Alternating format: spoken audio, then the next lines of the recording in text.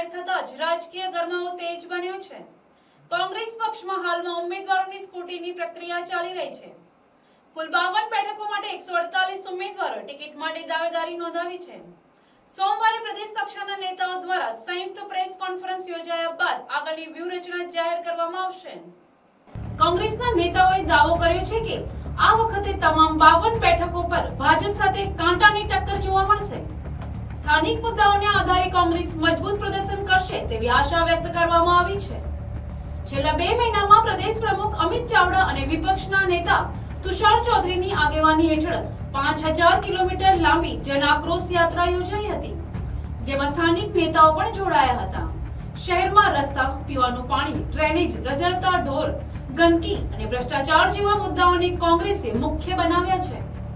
આ ઉપરાંત આંગણવાડી બહેનોના પ્રશ્નોને પણ કલેક્ટર સમક્ષ રજૂ કરવામાં આવ્યા હોવાનું જણાવાયું છે।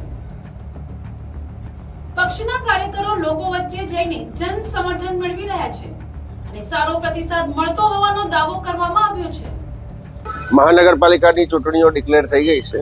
52 જે બેઠકો છે એમાં કોંગ્રેસ પક્ષનું હમણાં સ્ક્રુટિની અમારી પ્રક્રિયા ચાલુ છે। ટોટલ 148 ઉમેદવારોએ દાવેદારી કરી છે।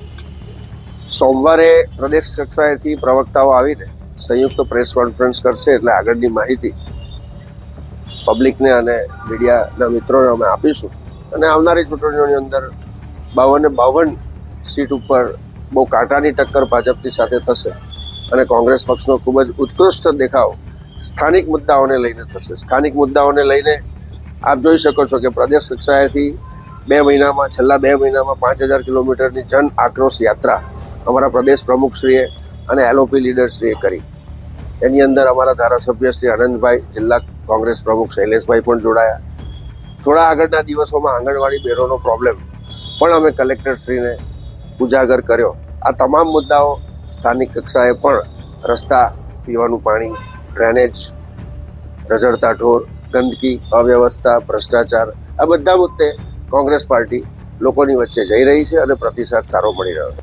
આ રણનીતિ તમને કહી મેં 52 બેઠકો જે છે એમાં 148 ઉમેદવારો ટિકિટ માંગે છે, એની સ્ક્રુટિની ચાલે છે। આ ઘણા લાંબા સમય પછી કોંગ્રેસની અંદર આ એક પ્રક્રિયા અમારી આપ જોઈ શકો છો। ગઈકાલે સંકલન સમિતિ, શહેર પ્રમુખ શ્રી દીપકભાઈ, કાર્યકારી પ્રમુખ તરીકે હું પોતે, પૂર્વ પ્રમુખ શ્રી ધર્મેશ માળી, તેના પુરોગામી પૂર્વ પ્રમુખ શ્રી નીરવભાઈ નાયક, શ્રી પ્રવીણ ખેંગાર દેસાઈ અને અમારા પ્રભારી શ્રી અસલમભાઈ સાયકલવાલા અને ધનસુખભાઈ રાજપૂત, આ અમારી કોર્ડિનેશન કમિટી, સંકલન કમિટી ગઈકાલે જાહેર થઈ અને એની પહેલી મિટિંગ અમારી ગઈકાલે ડિટેલમાં થઈ ગઈ અને એમાં સ્ક્રુટિની પ્રક્રિયા ખૂબ જ શાંતિપૂર્વક ચાલે છે અને એક મજબૂત ટીમ તરીકે અમે આ ચૂંટણીની અંદર અમારું પ્રદર્શન કરીશું। ગઈકાલે શહેર કોંગ્રેસની સંકલન સમિતિની જાહેરાત કરવામાં આવી હતી, જેમાં શહેર પ્રમુખ દીપકભાઈ, કાર્યકારી પ્રમુખ રાજન જોશી, પૂર્વ પ્રમુખ ધર્મેશભાઈ માલી, નીરવભાઈ નાયક, પ્રવીણ ખેંગાર દેસાઈ, પ્રભારી અસલમભાઈ સાયકલવાલા અને ધનસુખભાઈ રાજપૂતનો સમાવેશ થાય છે। સમિતિની પ્રથમ બેઠકમાં સ્કૂટીની પ્રક્રિયા અંગે વિસ્તૃત ચર્ચા કરવામાં આવી હતી। કોંગ્રેસે ભાજપ પર નિશાન સાધતા જણાવ્યું કે નવસારીમાં છેલ્લા લગભગ 30 વર્ષથી ભાજપનું શાસન હોવા છતાં પ્રાથમિક સુવિધાઓમાં ખામીઓ યથાવત છે। શહેરમાં પાણીની સમસ્યા, ગટર ઓવરફ્લો અને ખાડાઓ જેવી સમસ્યાઓ હજુ યથાવત હોવાનું પક્ષે જણાવ્યું છે। આ સાથે જ કોંગ્રેસે દાવો કર્યો કે પ્રજા ભાજપની કાર્યપદ્ધતિથી નારાજ છે અને આ વખતની ચૂંટણીમાં પરિવર્તન તરફ વળી રહી છે। વિવિધ સમાજોમાં અસંતોષ હોવાનો પણ પક્ષે ઉલ્લેખ કર્યો છે। કોંગ્રેસના નેતાઓએ વિશ્વાસ વ્યક્ત કર્યો છે કે આ વખતની મહાનગરપાલિકા ચૂંટણીમાં પક્ષ મજબૂત ટીમ સાથે મેદાનમાં ઉતરીને સારા પરિણામો પ્રાપ્ત કરશે। નવસારી મહાનગરપાલિકાનું પહેલું ઇલેક્શન છે મહાનગરપાલિકા બન્યા બાદ, અને શાસક પક્ષ ભાજપ લગભગ 1997 થી એ પાર્ટી નવસારી નગરપાલિકામાં એ લોકો રાજ કરે છે।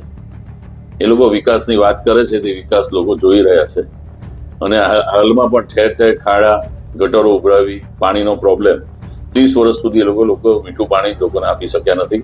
પ્રાથમિક સુવિધાઓ જે પોતે વેરો લઈને આપવાની હોય છે તે સુવિધા આપવામાં પણ નવસારી નગરપાલિકા ઊણી ઉતરી છે। ત્યારે કોંગ્રેસના જાંબાજ સૈનિકો મેદાનમાં છે, તમામ વોર્ડમાં પૂરી તાકાતથી લડવાના છે અને પ્રજાનો ફૂલ સપોર્ટ છે. આ વખતે પ્રજા ટોટલી ભાજપની આ કાર્ય પદ્ધતિથી ને ભ્રષ્ટાચારથી થાકી ગઈ છે અને ટોટલી પ્રજા વિરોધમાં છે. એ લોકોએ ઉભા કરેલા જાતિઓના વાડા આ વખતે આ ઇલેક્શનમાં એ લોકોને નડવાના છે અને ઘણા મોટા સમાજો એ પણ એ લોકોની વિરુદ્ધ છે. આદિવાસી સમાજના ઝૂંપડાઓ તોડી નાખ્યા છે, ઘરો તોડવાની વાત છે. આદિવાસી સમાજ પણ એ લોકોથી વિરુદ્ધ છે. ત્યારે માલજ તુજારોની પાર્ટી હોય તે રીતની આ પાર્ટી ચાલી રહી છે, જેને લોકો જોવે છે અને સામાન્ય અને ગરીબ લોકો આ વખતે કોંગ્રેસની સાથે છે. Bureau report, NTC news, Navsari.